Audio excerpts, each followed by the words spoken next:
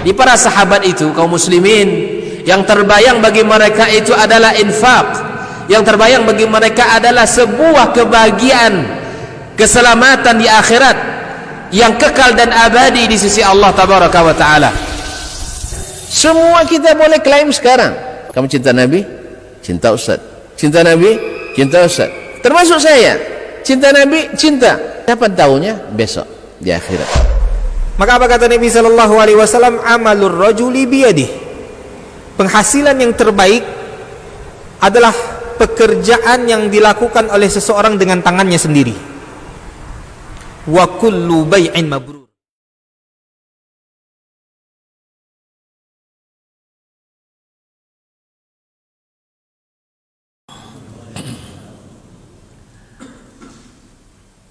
Alhamdulillahi dzil jalali wal ikram, sahibit tawli wal in'am. أحمده سبحانه وتعالى على نعمه العظام وأشكره على آلائه الجسام. أشهد أن لا إله إلا الله وحده لا شريك له الملك العلام، وأشهد أن محمدا عبده ورسوله سيد الأنام، وعلى آله وأصحابه البررة الكرام، ومن تبعهم بإحسان ما تعاقبت الليالي والأيام. أما بعد، فأولى ما يفتتح به الكلام بمثل هذا المقام الوصية بتقوى الله الملك العلام وطاعته على الدوام، فإن تقوى الله أعلى نسب، وإن طاعته أغلى مكتسب. ثم أما بعد، فقد قال ربكم عز وجل: إن أكرمكم عند الله أتقاكم وتزودوا فإن خير الزاد التقوى واتقون يا أولي الألباب. Kaum muslimin dan muslimat, ma'asyiral hadirin wal hadirat rahimanillahu wa iyyakum. Alhamdulillah, Allah Subhanahu wa taala senantiasa mencurahkan nikmat, rahmat dan karunia-Nya kepada kita. Di subuh ini, di salah satu tempat yang dicintainya atau paling dicintainya, yaitu Masjid Zaid ibn Thabit radhiyallahu ta'ala anhu, kita dipertemukan mudah-mudahan dalam takwa dan ketaatan. Oleh itu marilah kita bersyukur kepadanya atas nikmat-nikmatnya. Semoga semakin lama nikmat itu semakin kita rasakan nikmatnya. Salawat dan salam kepada baginda Rasulullah sallallahu alaihi wasallam yang telah menyampaikan amanah,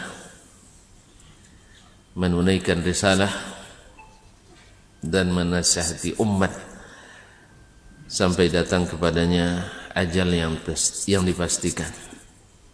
Semoga Allah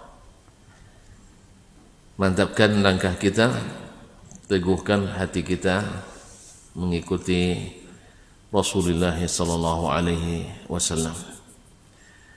Untuk itu kita datang pada subuh ini di majelis ini untuk semakin memantapkan ilmu kita melalui kitab Imam Asy-Syafi'i rahimahullah, Ar-Risalah ini.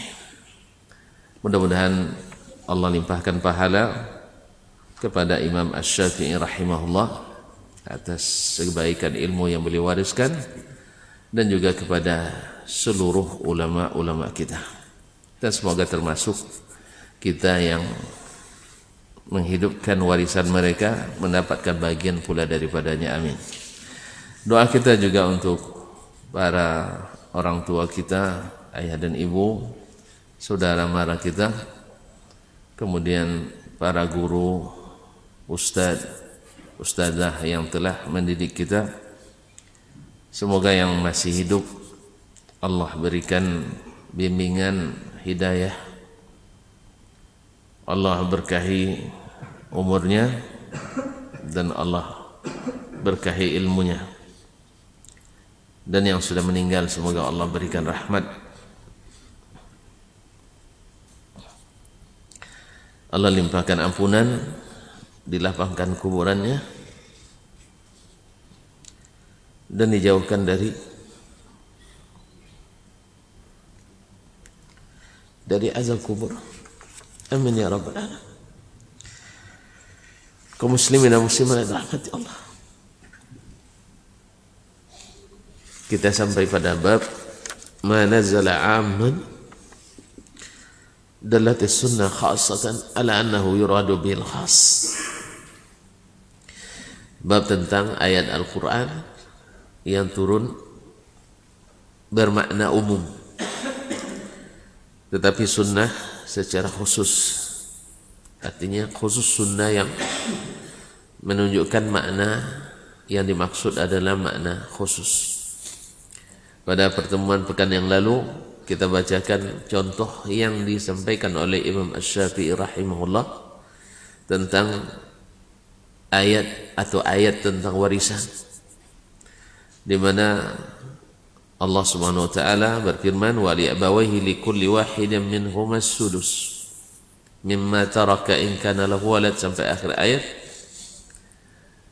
yaitu setiap orang tua yang ditinggalkan mendapatkan masing-masing 1/6 dari harta warisan apabila yang meninggal itu memiliki anak, artinya cucu dari orang tua yang ditinggalkan tadi. Dan demikian pula para istri dan para suami mendapatkan bagian dari warisan. Ini semuanya maknanya umum, tetapi datang sunnah secara khusus mentaksis sebagiannya, bahwa mereka baik orang tua, baik suami atau istri yang menjadi ahli waris dengan syarat yang pertama adalah mesti satu agama, mesti antara yang diwarisi dan yang mewarisi agamanya satu, yaitu sama-sama Islam. Kalau tidak, maka la yarithul muslimul kafirah walal kafirul muslim. Nabi dalam hadisnya mengkhususkan ayat ini, tidak boleh seorang kafir mewarisi orang muslim, dan sebaliknya orang muslim juga tidak menjadi ahli waris bagi orang kafir. Kaum muslimin dan muslimat dirahmati Allah. Kemudian juga dikhususkan lagi bahwa warisan ini juga tidak boleh salah satu dari atau yang mewarisi atau yang masih hidup ini punya andil untuk meninggalnya orang yang diwarisi, atau dengan bahasa vulgarnya tidak boleh dia terlibat dalam pembunuhan terhadap orang yang meninggal ini. Kalau dia terlibat, sekalipun dia anak kandungnya, maka tidak mendapatkan warisan. Ini salah satu bentuk dari penjagaan Allah terhadap nyawa manusia. Sebab kalau seandainya tetap dapat warisan, maka mungkin sebagian anak atau sebagian orang tua yang jauh dari petunjuk Allah SWT atau karena godaan syaitan ingin mempercepat dapatnya warisan, sehingga mereka mungkin melakukan tindakan yang tidak terpuji, yaitu dengan mempercepat ahli atau yang diwarisi mati. Maka Nabi SAW menegaskan bahwa tidak boleh seorang yang mewarisi orang yang dibunuhnya, walaupun seharusnya tanpa kejadian itu dia berhak untuk mendapatkan warisan dari yang meninggal. Dan yang ketiga, bahwasanya yang mewarisi itu tidak hamba sahaya, bukan hamba sahaya. Kalau sahamba dia tidak mewarisi. Kemudian belum menyebutkan waqala min ba'di wasiyatin yusa biha aw dain. Ada lagi taksis bahwa harta itu baru dibagi min ba'di wasiyatin yusi aw yusa biha aw dain, yaitu setelah dibayarkan wasiat yang diwasiatkan oleh orang yang akan meninggal tadi, atau orang yang sudah meninggal ini ketika akan meninggal dia wasiatkan. Dan kentian wasiat ini juga dari sisi ini umum berapapun, tapi diwasiatkan lagi atau ditaksis lagi dengan sunnah yang lain bahwasanya wasiat itu dalam hadis Sa'ad bin Abi Waqqas radhiyallahu taala Nabi tidak izinkan lebih dari sepertiga. Tidak izinkan kecuali sepertiga atau di bawahnya. Dan lebih afdalnya adalah tidak sampai sepertiga. Karena Nabi katakan wathuluthu katsir. Sepertiga itu banyak. Ini wasiat. Kalau seandainya bukan wasiat, sedekah, infak, wakaf, itu tidak ada batasnya. Nah, antum wakafkan, bapak dan ibu semua nak wakafkan semua hartanya seperti yang dilakukan Abu Bakar Siddiq radhiyallahu taala anhu, silakan. Atau misalnya mewakafkan seluruh divisi dagangnya tapi ke bundaknya. Misalnya berarti Utsman radhiyallahu taala anhu datang ekspedisi dagangnya dari Syam, dan waktu itu Nabi sedang mempersiapkan perang atau akan melakukan perjalanan untuk perang Tabuk yang berjarak kurang dari 700 km dari Madinah. Maka Utsman radhiyallahu taala anhu mengatakan semua ekspedisi ini yang baru datang dengan alat-alat angkutnya sekali, dengan modal-modalnya semuanya fi sabilillah. Jadi Utsman tidak sempat ngitung-ngitung. Kalau sempat ngitung-ngitung ini payah kita. Jadi tidak usah berapa untung, berapa modalnya. Karena kalau sudah mulai hitung, teringat kita, wih parah ini. Makanya dia tidak hitung-hitung dulu. Kulluha fi sabilillah. Semuanya di jalan Allah Subhanahu wa taala. Sama kalau seperti yang sebenarnya saya bilang, duit itu kalau sudah sampai depan mata kita susah mengeluarkannya. Jadi bagusnya lebih baik jangan sampai dulu. Masih ingat kisahnya Syekh Ibnu Utsaimin rahimahullah taala, dia datang salah seorang muridnya mau mengundang beliau menikah. Maksudnya muridnya menikah. Jadi Syekh bilang, mohon maaf saya tidak bisa datang. Tiba-tiba dalam waktu dia negosiasi tadi, datang orang lain mengantarkan mobil baru ke Syekh, untuk Syekh baru belum ini, baru dari toko, dari showroom, mobil baru. Syekh, ini majikan saya, bos saya, ini Syekh dapat. Saya tidak butuh. Tapi karena orang tu maksa, pokoknya saya tidak pulang kecuali mobil tinggal sama Syekh. Itu sumpah dari, kalau orang itu kan kalau serius bersumpah dia. Ya, bersumpah dia bahwa tidak boleh saya pulang kecuali tak bawa mobil lagi. Akhirnya diserahkan kunci ke Syekh. Lalu saya bilang ke muridnya tadi, karena saya tidak bisa datang, ini kado untuk kamu. Jadi belum sempat ditengok sama Syekh. Kalau tengok nanti bisa aja berubah ya Syekh. Nah, saya bilang mobil baru itu baru nampak dari jauh aja, ini kado untuk kamu. Kalau kita berhenti ngaji dulu, tengok dulu ya, Allah musta'an. Begitulah orang-orang besar itu kaum muslimin dan muslimat dirahmati Allah.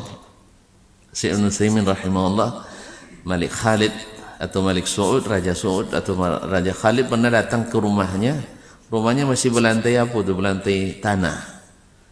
Jadi kasihanlah sang raja melihat rumah sebeliau yang baru dari tanah, padahal imam besarnya masjid terbesar di Unaizah atau di Buraidah waktu itu.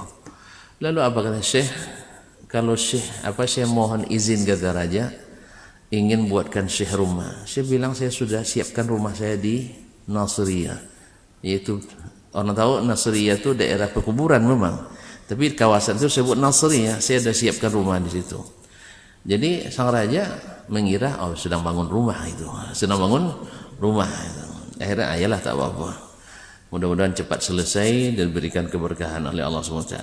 Selesai raja pergi, muridnya datang. Syekh, saya tahu kami tak ada Syekh bikin rumah. Ya, beritanya tidak ada, apalagi nyatanya. Katanya, tidak tahu kamu. bahwa saya sudah siapkan kuburan saya di sana.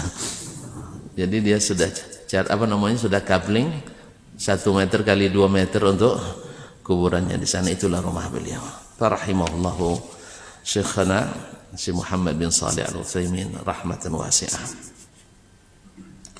Wa qala min ba'di wasiyatin yusa biha audain, setelah wasiat yang diwasiatkan audainin atau hutang. Berarti sebelum dibagi, kalau zahirnya tadi kan mati langsung dibagi, tapi ternyata tidak, didahulukan dulu wasiat yang dibatasi, kemudian hutang. Kalau hutang tidak boleh dibatasi, kalau hutang tak ada batasnya. Andainya yang meninggalkan hutang, menghabiskan harta warisan, maka ahli waris tidak mendapatkan apa-apa. Makanya kita yang calon ahli waris pandai-pandailah menasihati yang calon orang tua kita, atau orang tua kita akan jadi yang akan kita warisi. Kalau banyak berhutang, diingatkan, ya tidak sayang sama kami utang banyak. Ya, utang kan sebagian utang ini kan kadang tidak lagi kebutuhan. Banyak utang ini karena ingin lebih, ya dah, bukan untuk makan. Alhamdulillah rata-rata yang sudah bekerja, kalau hanya untuk makan rasanya tidak perlu utang sebagiannya, sebagian besarnya. Tapi banyak yang sudah bekerja itu PT dah banyak, gaji dah cukup, dia ingin lebih. Itu masalah, ingin lebih. Ambil kredit di sini, ambil kredit di sini, akhirnya masuk gaji 3,5 juta, 3,5 juta sebulan. 2 menit setelah itu datang lagi bunyi laporan SMS bankingnya, sudah di debit 3.498.000, tinggal 2 rupiah lagi. Ini kesalahan kita, fatal kita, dan banyak yang seperti itu. Dan sebagian masya Allah ada yang dilaporkan oleh bank, jadi pas dia tahu tanggal gaji itu datang, dia tunggu dekat ATM, pas bunyi dia tarik langsung dolan dari bank. Jadi kan bank kan tidak lama, 2 menit 3 menit kan langsung ditariknya, enggak. Ini langsung string, langsung dia masukkan, tarik semuanya. Hampir tiap bulan begitu, akhirnya dilaporkan oleh bank. Kami kalah cepat. Kalah cepat. Jadi kalau ada yang banyak berhutang, diingatkan, baik suami dia biasanya atau istri, ya, supaya jangan nanti habis semuanya untuk bayar hutang. Nah, kaum muslimin dan muslimat dirahmati Allah SWT. فأبان النبي صلى الله عليه وسلم أن الوصايا مقتصر بها على الثلث. Lalu Nabi juga menjelaskan bahwa wasiat-wasiat itu hanya boleh 1/3, tidak boleh lebih dari 1/3. La yuta'adda, tidak boleh dilampaui.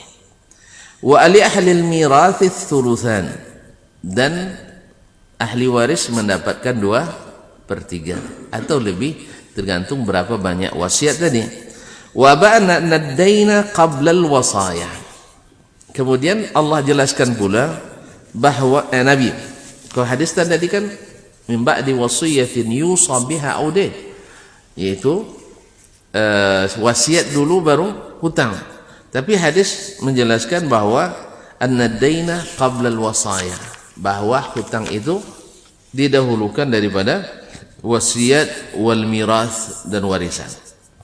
Wa alla wasiyata, ditambah lagi penjelasan oleh Nabi SAW, wa alla wasiyata wa la mirath hatta yastawfiya ahlud daini dainahum, dan tidak pula diberikan wasiat atau warisan sampai hutang terbayar semuanya.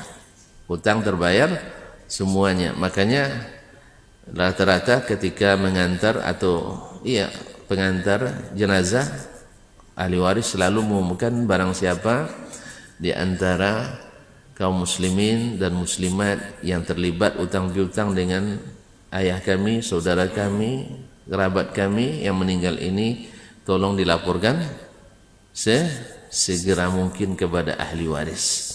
Supaya apa? Sebelum dibagi. Ya, karena kalau wasiat kan jelas tertentu, tapi kalau utang kan tidak tentu. Kita nggak tahu di mana utangnya.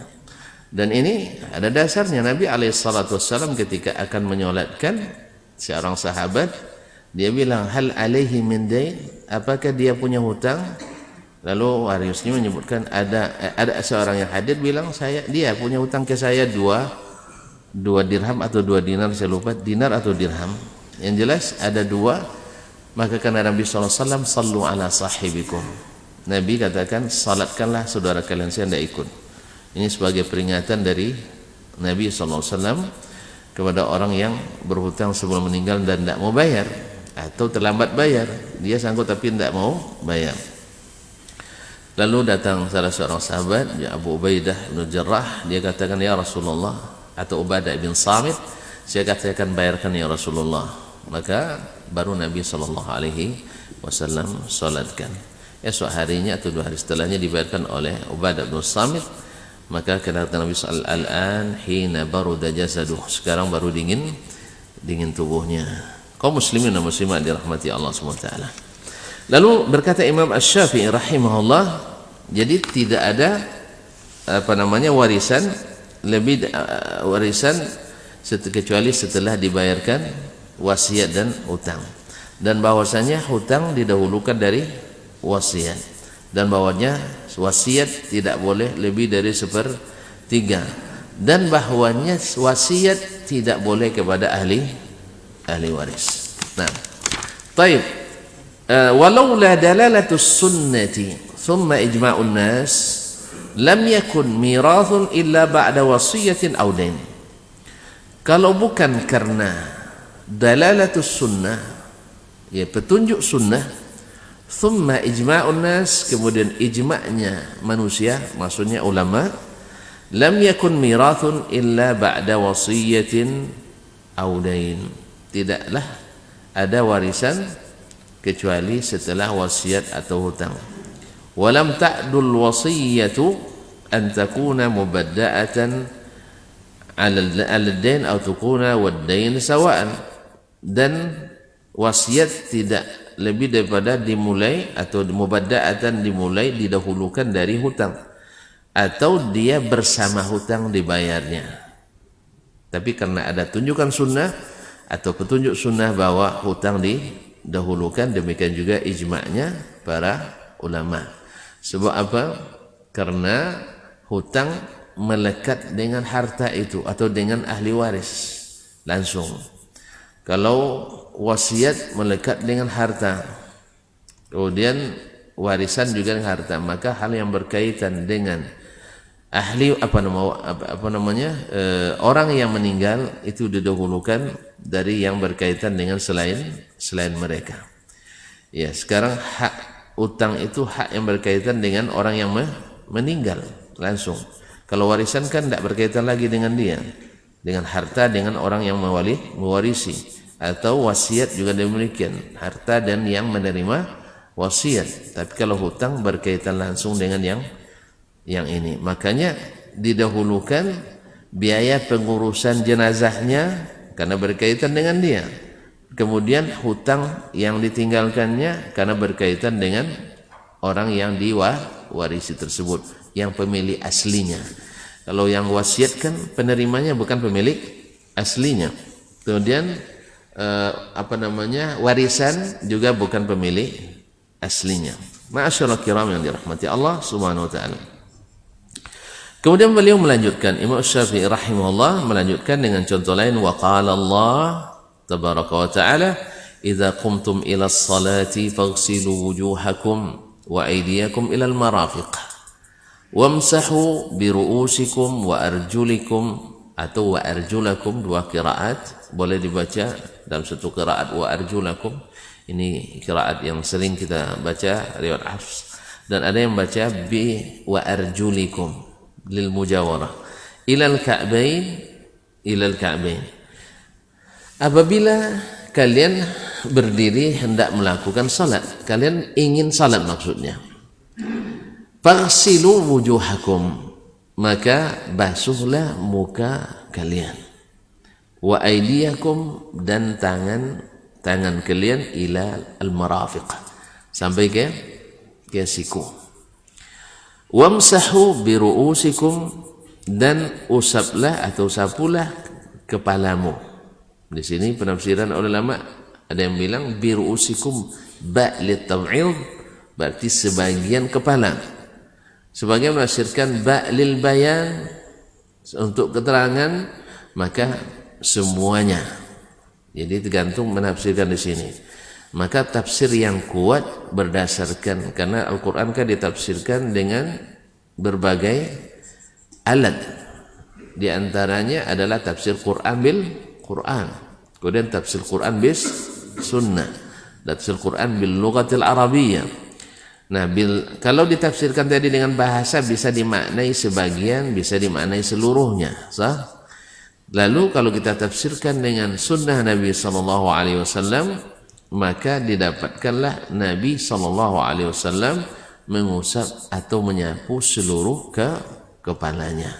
Maka tafsir lughawi secara lughah masih mengandung dua makna, tapi tafsir sunnah sudah mengkhususkan salah satu dari dua makna. Maka wallahu taala alam, yang kuat di sini adalah sunnah Nabi sallallahu alaihi wasallam.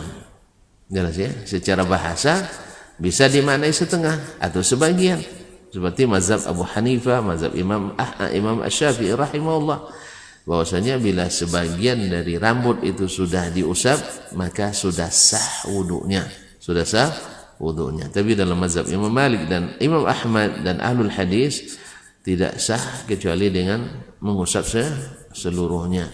Wallahu taala alam.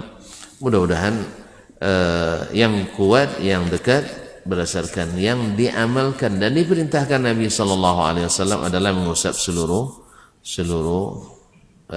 kepala atau seluruh rambut itu. Dan ingat, mengusap itu tidak sama dengan basuh.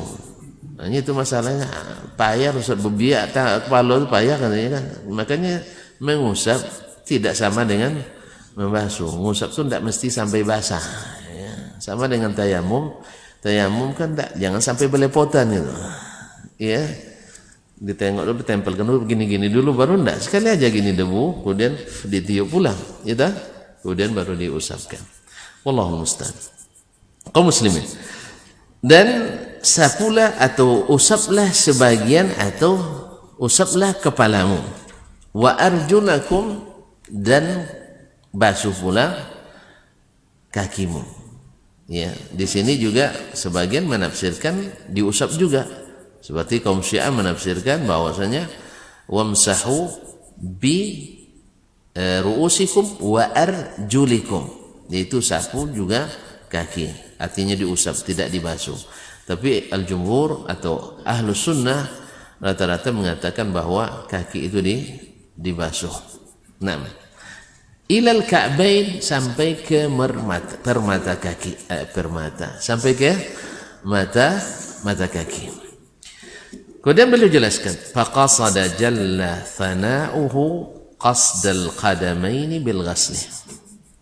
Maka Allah Subhanahu wa taala menginginkan membasuh kedua kaki. Jadi kedua kaki yang Allah inginkan di sini adalah dibasuh.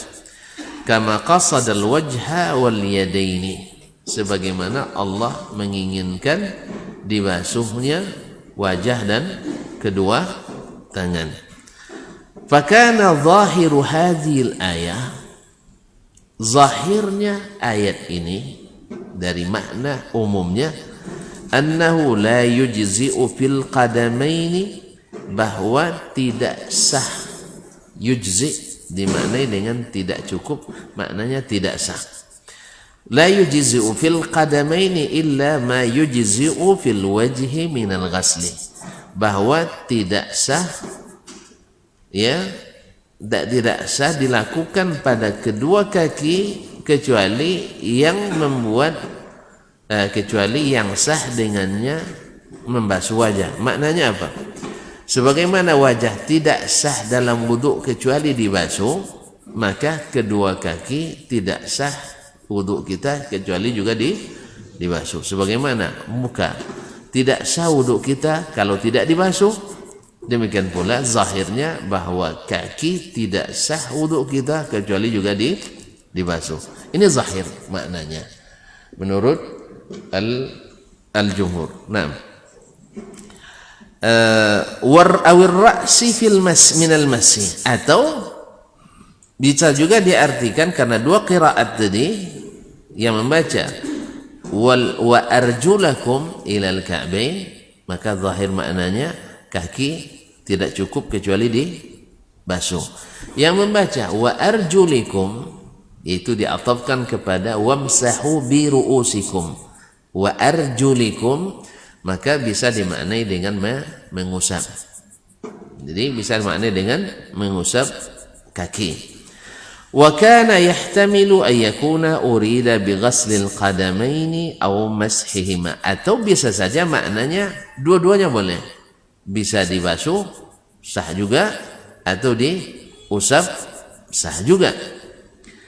Ba'dul mutawaddi'in, yaitu bagi sebagian orang yang berwudu, duna ba'dhin, tidak termasuk yang sebagian yang lain.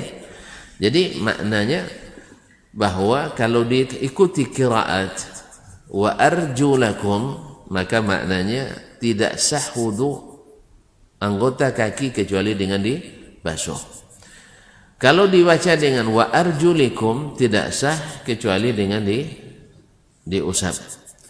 Atau maknanya bisa tidak sah kecuali dibasuh bagi sebagian orang yang berwudu, atau sah kalaupun hanya diusap bagi sebagian yang lain. Ada tiga makna. Lalu kata Imam Asy-Syafi'i rahimahullah, ini kan makna seolah berlaku umum. Falamma masaha Rasulullah sallallahu alaihi wasallam 'ala al-khuffain, dan tatkala kita melihat Rasulullah sallallahu alaihi wasallam mengusap kedua khufnya, kedua sepatunya, yaitu sepatu kulit yang menutup mata kaki. Biasanya terbuat dari bahan kulit menutup mata kaki sampai ke betis, kadang ada yang sampai ke di bawah lutut. Kalau bahasa kita sepatu bot itu ya. Tapi dia ini tidak punya apa? Biasanya tidak ada telapaknya. Seperti fungsinya seperti kaos kaki. Fungsinya seperti kaos kaki. Bagi yang pernah melihat, jadi khuf itu kalau sepatu kan ada tapaknya ya. Ini enggak ada tapaknya. Dia seperti kaos kaki tapi dari bahan kulit. Biasanya juga kalau dulu pakai tali diikat, kalau sekarang bisa pakai reslet, apa namanya? Resleting. Ya, tergantung. Atau pakai apa namanya? Pakai buah nih. Yang pakai kancing yang ditutupkan, apa namanya itu? Yang pakai butang itu ya, pakai butang itu. Jadi kaum muslimin dan muslimat, ini bisa dipakai sepatu di luarnya. Bisa dipakai sepatu di luarnya, sepatu bot lagi. Ya, tergantung ukuran kaki kita. Jadi fungsinya adalah seperti fungsi kaos kaki. Dan biasanya banyak digunakan di saat musim dingin. Jadi nanti orang banyak yang bersepatu dalam masjid. Maksudnya khuf tadi. Jadi dia pakai khuf ini, di luarnya pakai sepatu atau sandal yang lain. Ini khuf. Atau sebagian juga bisa dipakai dengan itu saja. Kalau jalannya tidak tidak berduri atau tajam, bisa dipakai tanpa alas kaki yang lain. Kalau permukaan datar kuat gitu. Makanya disinilah terjadi khilaf di antara ulama. Sebagian mengkiaskan al-jawrabaini, kaos kaki, kepada al-khuffaini, kepada khuf ini. Karena fungsinya sama. Fungsinya sama. Kaos kaki dipakai pelapis sepatu atau sandal. Khuf juga dipakai pelapis sepatu dan sandal. Yang beda bahannya saja. Kalau kaos dari kain atau apa lagi?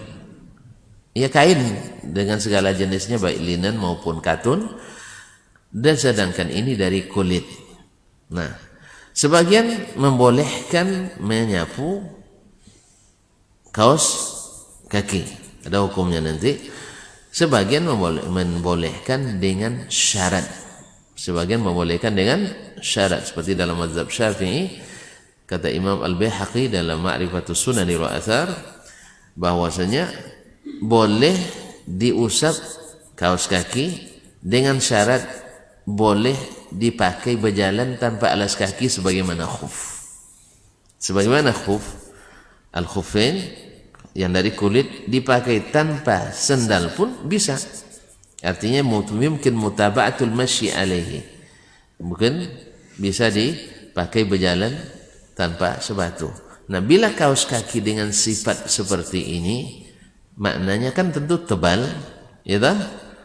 Tebal dan kokoh, maka boleh diusap. Sedangkan sebagian ulama yang lain tidak mesti tebal, asal fungsinya sama, maka hukumnya sama. Wallahu ta'ala alam.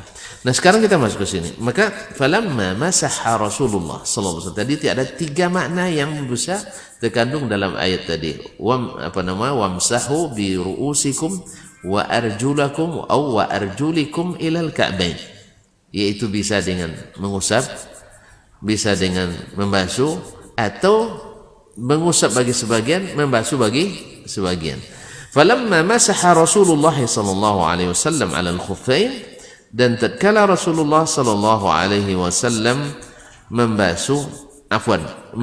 menyapu atau mengusap 'ala al-khuffain, kedua khufnya, sepatunya, yaitu makna tadi khuf yang fungsinya seperti kaos tadi. Wa amara bihi man adkhala rijlaihi fil khuffaini wa huwa kamilut tahara.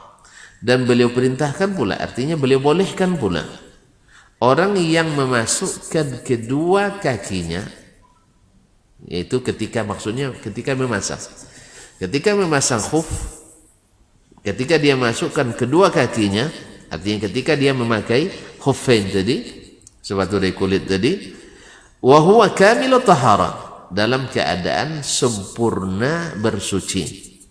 Apa maksud sempurna bersuci? Suci dari hadas besar, suci dari hadas kecil. Artinya dalam keadaan berwudu. Ya, kalau dia tadi junub misalnya atau haid, dalam keadaan sudah mandi. Dah? Ya, karena mandi besar itu sudah mewakili wudu. Kenapa mewakili wudu? Karena sebelum mandi berwudu. Nah, jelas ya. Nah, sebagian enggak, kalau mandinya langsung mencobu, ya langsung terjun, mencobu tahu kan, langsung terjun ke sungai, itu mesti wudu.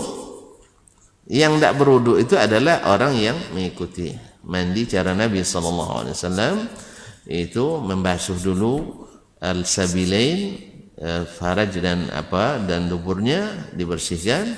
Setelah itu basuh kedua tangannya, lalu beliau berkumur-kumur, masuk air ke hidung, lalu basuh muka, basuh kedua tangan sampai siku, usap kepala. Kemudian kaki kadang-kadang dibasuh setelah selesai di akhir mandi. Nah, ini kan wudu ini. Wudu kan? Wudu, hakikat wudu ini. Maka sebagian ulama fikih menyebutkan maka disunatkan wudu sebelum mandi. Sunat ini mewakili wajib. Sunat ini mewakili wajibnya. Wallahu ta'ala. Maka kalau siapa yang mandi tanpa berwudu sebelum mandinya, walaupun dihitung sah wudunya mandinya, tapi wudunya belum. Jelas tak? Jadi memang harus berwudu dulu sebelum mandi itu. Pertama supaya dapat pahalanya, yang kedua kita tidak perlu berwudu lagi setelah mandi. Cuma dengan catatan, waktu mandi tangan jangan kemana-mana. Nah, itu makanya sebelum mandi diurus tadi. Ya, urusan ini diurus sebelum mandi. Kalau masih ngurus itu juga setelah di waktu mandi, ulang, ya wudu lagi, kan batal kan? Di kaum muslim. Wallahu ta'ala alam. Ini yang saya pahami. Baik, kaum muslimin dan muslimat dirahmati Allah.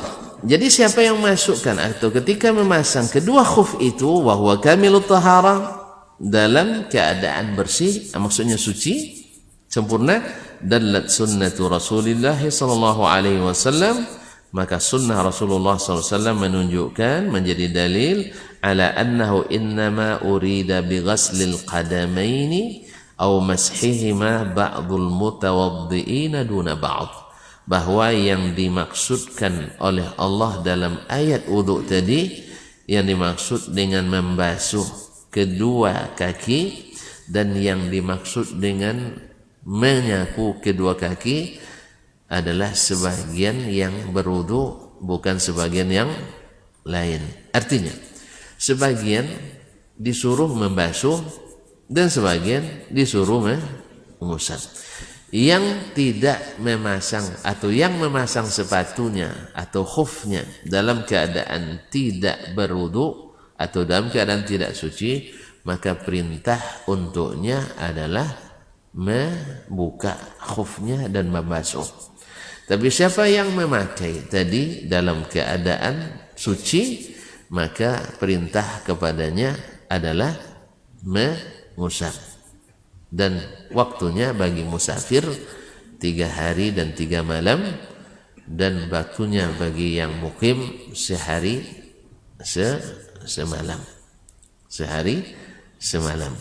Jadi mulai dia pasang ketika berwudu sampai sehari semalam dia masih boleh mengusap setiap wudu, batal wudunya. Tapi kalau tidak batal sehari semalam, bebas. Ya, ada yang tidak batal sehari semalam? Rasanya payah juga ini. Nah, ya hebat sekali. Kalau bisa tidak batal semalam aja, dah payah gitu. Tidak batal menjelang syuruk aja dah payah. Allah Ustaz. Jadi, tapi ada, kalau memang ada sebagian orang, masya Allah sehat. Ada, saya punya teman orang Syria, itu katanya 3 hari 3 malam bisa tidak tidur, dan baginya normal. Bagi dia normal, artinya antum bawa lagi ke Jakarta nyetir masih bisa. Ya, artinya andok saja Jakarta lah ke Bukit Tinggi lah ya, biar tidak jauh sekali. Ya, buktinya beliau setelah 3 hari 3 malam tidak tidur, habis itu pergi umrah ke Mekah dari Madinah.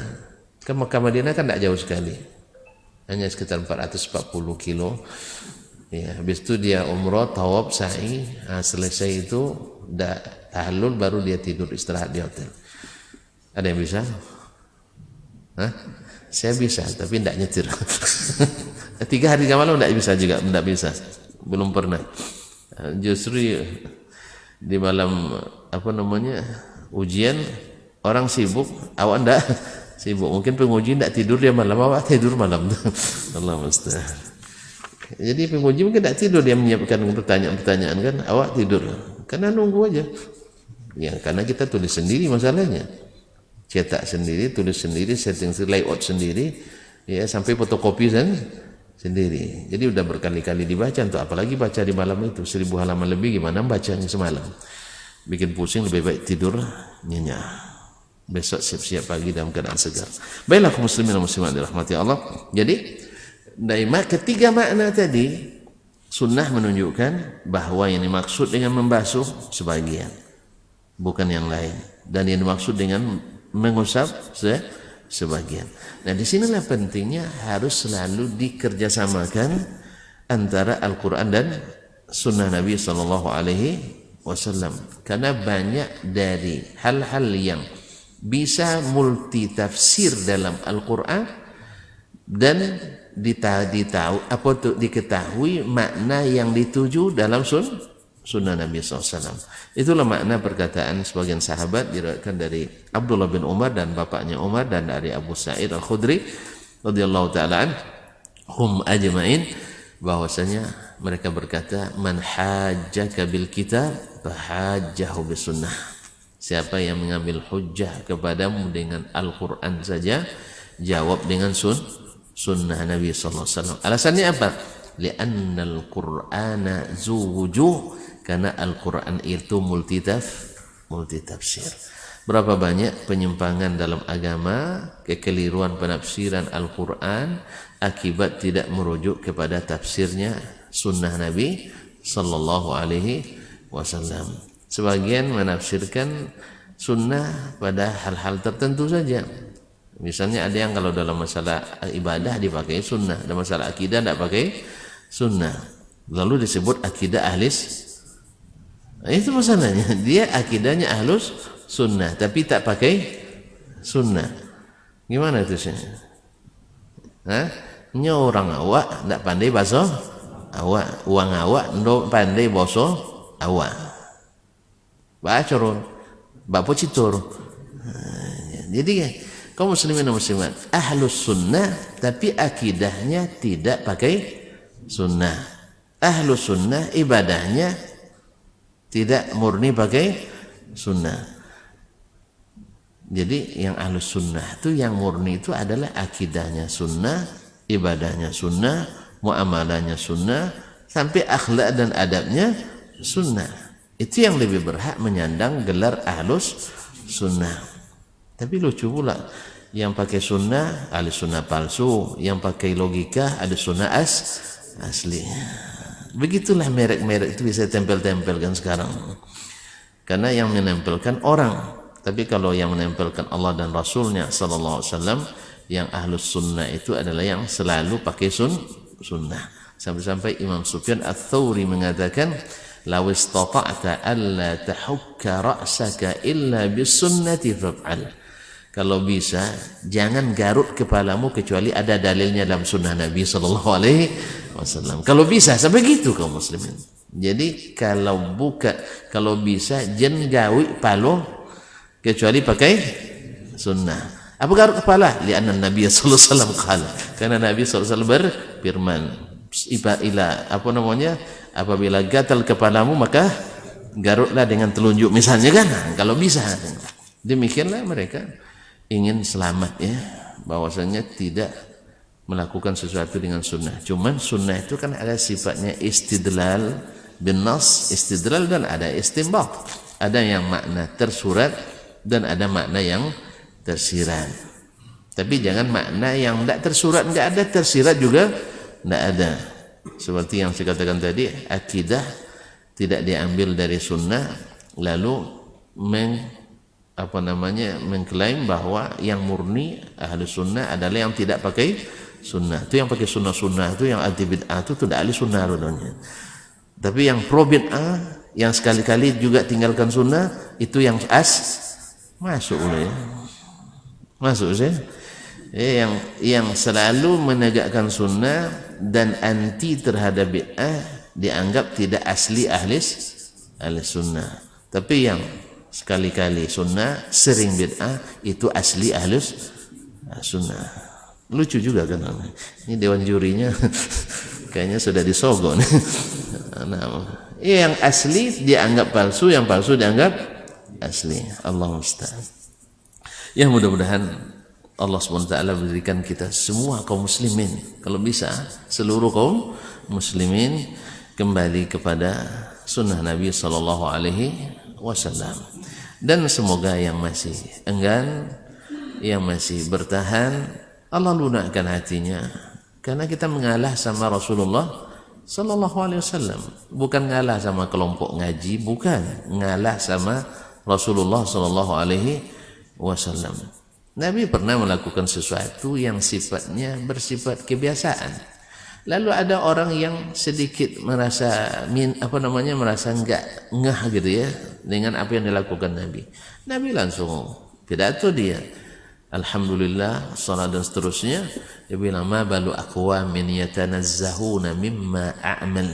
Kenapa ada orang yang merasa suci tidak mau melakukan apa yang aku lakukan? Faman ala ya'lamuna anni a'lamuhum billah wa akhshahum lah.